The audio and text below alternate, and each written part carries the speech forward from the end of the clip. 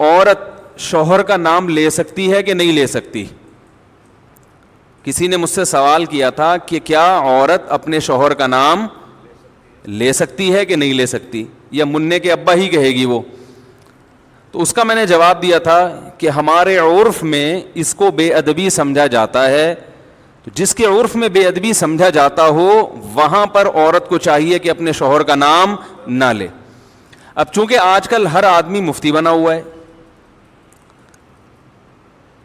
اور میں نے جو اس پر اشکالات تھے نا اس کا بھی جواب دیا تھا, تو لوگوں نے نیگیٹو کمنٹس, کچھ لوگوں نے حدیثوں کے حوالے کہ صحابیہ تو اپنے شوہر کا نام لیتی تھی, اس مفتی کو حدیث کا بھی نہیں پتا, قرآن کا بھی نہیں پتا, اور اس مفتی نے ایسی بات کی ہے کہ قرآن و حدیث کا تو کوئی ریفرنس دیا ہی نہیں ہے. تو بہت زیادہ چونکہ نیگیٹو کمنٹس ہے اور بہت ہی بدتمیزوں والا, یعنی انسان جب بات کرتا ہے نا تو پتہ چل جاتا ہے کہ اس کے آباء و اجداد کا تعلق کہاں سے ہوگا, خاندان کیسا ہے, جو ورڈنگ استعمال کرتے ہیں نا وہ.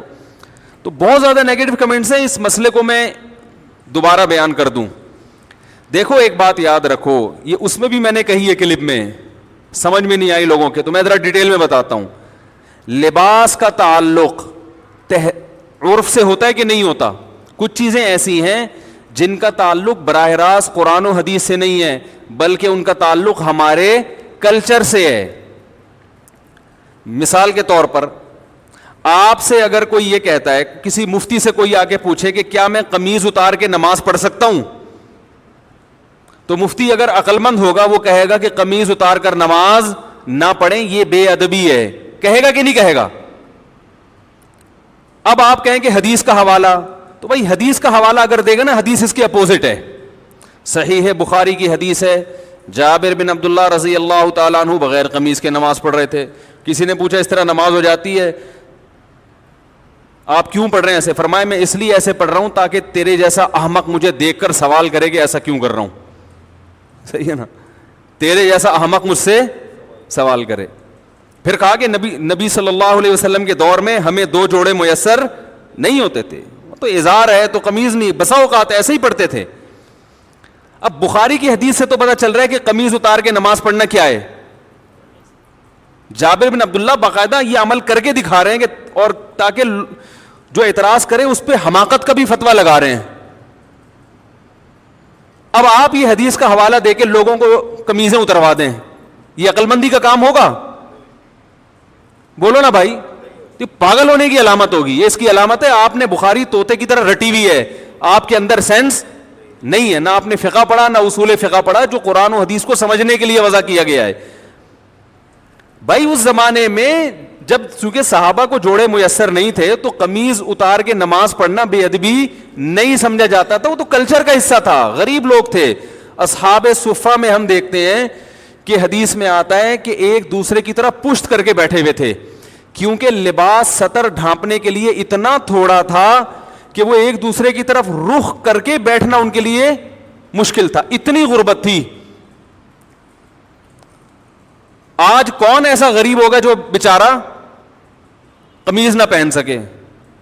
اور ایک معاشرے میں پورا پراپر ڈریس پہننا یہ ہمارے معاشرے کا کلچر بن چکا ہے, اس کو بے ادبی سمجھا جاتا ہے. کسی تقریب میں آپ بغیر قمیض کے نہیں جا سکتے, تو آپ اللہ کے سامنے بغیر قمیض کے کیسے کھڑے ہوگے بھائی؟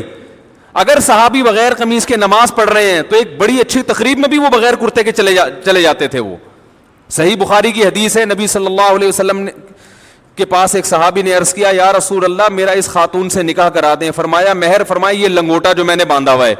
پتا چلا اس نے لنگوٹا پہن کے نبی کی مجلس میں بیٹھے ہوئے تھے, بخاری کی حدیث ہے, اور اسی حالت میں نبی نے آپ کا نکاح پڑھایا. تو پتا چلا دولہا کا لباس کیا تھا؟ بولو بھائی, لنگوٹا. اب اگر کوئی مجھ سے پوچھے کہ مفتی صاحب کیا دولہا صرف لنگوٹا پہن کے شادی ہال میں جا سکتا ہے, تو میں کیا کہوں گا؟ جا سکتا ہے کیا؟ میں بولوں گا پاگل ہے, بے دینوں کا دینداروں کا مذاق اڑوائے گا وہ. جائز نہیں ہے اس کے لیے لنگوٹا پہن کے جانا, اس کے لیے پراپر ڈریس پہنے. آپ کہہ سکتے ہیں وہ صحابی تو غریب تھے. بھائی اگر کوئی بہت غریب بھی ہے تو بھی اس زمانے میں ہم اس کو لنگوٹا پہن کے شادی ہال میں جانے کی اجازت نہیں دیں گے, کیونکہ ہمارے عرف میں اس کا تصور نہیں ہے. نہیں یاری بات سمجھ میں؟ طوطے کی طرح بخاری مسلم جاہل لوگوں نے رٹ لی ہے, اور علماء کوئی کسی عالم کو نہیں چھوڑا انہوں نے. کسی ابھی میں ایک کلپ سن رہا تھا حضرت مولانا منظور مینگل صاحب کا, بڑا اچھا انہوں نے ایک مدلل بیان کیا, اس پہ لوگوں کے نیگیٹو کمنٹس, ہر آدمی کیا بنا ہوا ہے, جاہل ہوگا مگر اعتراض ایسے کرتا ہے جیسے اس سے بڑا اس کائنات میں کوئی عالم پیدا ہوا ہی نہیں ہے. اب یہ سمجھو کہ جیسے لباس کا تعلق کس سے ہے, عرف سے, اس میں قرآن و حدیث کا حوالہ نہیں دیا جائے گا. قرآن و حدیث کی اگر بات ہے تو نبی صلی اللہ علیہ وسلم زیادہ تر ازار پہنا کرتے تھے, ازار ایک چادر جو ہوتی تھی. آج کسی بھی محفل میں آپ ازار پہن کے نہیں جا سکتے, نماز بھی نہیں پڑھ سکتے, اس لیے کہ اس کو یوں سمجھا جائے گا کہ بھائی اللہ کے دربار میں جب حاضری دے رہے ہو تو پراپر ڈریس پہن کے, یہ نماز کا ادب ہے. جیسے آپ کسی رشتہ دار کی دعوت میں جاتے ہو تو پراپر ڈریس پہن کے جاتے ہو, چڈی بنیان میں نہیں پہنچتے. تو ہم کہیں گے کہ اللہ کا بھی یہ حق ہے کہ اللہ کے سامنے جب حاضری دی جائے تو پراپر ڈریس میں ہو, کیونکہ اب ہمارے زمانے کا عرف یہ بن چکا ہے کہ قمیض بھی ہو ساتھ میں شلوار بھی ہو. بات سمجھ میں آ رہی ہے؟ اب یہ عرف بن چکا ہے. اسی طرح یاد رکھو کہ عورت کا شوہر کا نام لینا صحابیہ سے ثابت ہے کہ اپنے شوہر کا نام لیا انہوں نے, لیکن بہت سارے ہمارے کلچرز میں, ہمارے جو بہت سارے علاقے ایسے ہیں, قومیں ایسی ہیں جن میں عورت کے لیے شوہر کا نام لینا بے ادبی سمجھا جاتا ہے. وہ اگر نام لیں گی تو یہ سمجھا جائے گا کہ یہ بے ادب ہے. اور ادب کا تعلق بھی کس سے ہوتا ہے؟ عرف سے. اگر یقین نہیں آتا تو آپ یہ دیکھو, ہم یہ کہتے ہیں کہ نبی صلی اللہ علیہ وسلم نے فرمایا. کیا کہتے ہیں؟ فرمایا. کسی صحابی نے فرمانے کا لفظ آپ کے لیے استعمال نہیں کیا. قالا کا لفظ, قالا کا معنی کہا, عربی میں فرمانا اور کہا یہ الگ الگ نہیں ہے. قال رسول اللہ صلی اللہ علیہ وسلم, نبی نے کہا. لیکن ہمارے عرف میں یہ کہنا کہ نبی نے کہا, اس کو ادب کے خلاف سمجھا جاتا ہے. ہمارے عرف میں اگر کوئی کہتا ہے عبداللہ بن مسعود نے یوں کہا, عبداللہ بن عمر نے یوں کہا ہے بھائی, تو ہم کہتے ہیں بھائی حضرت لگاؤ. کہتے ہیں کہ نہیں کہتے؟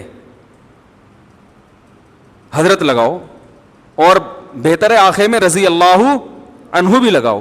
کوئی کہ بخاری سے دکھاؤ کہاں حضرت لگانا کہاں سے ثابت ہے.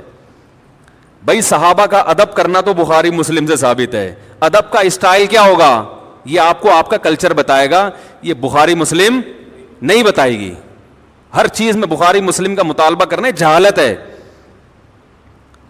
تو یہ تو شریعت ہمیں بتائے گی کہ شوہر بیوی پر لازم ہے کہ وہ شوہر کا ادب کرے. ادب کا اسٹائل کیا ہوگا, طریقہ کیا ہوگا, یہ بخاری مسلم نہیں بتائے گی, یہ آپ کو آپ کا کلچر بتائے گا.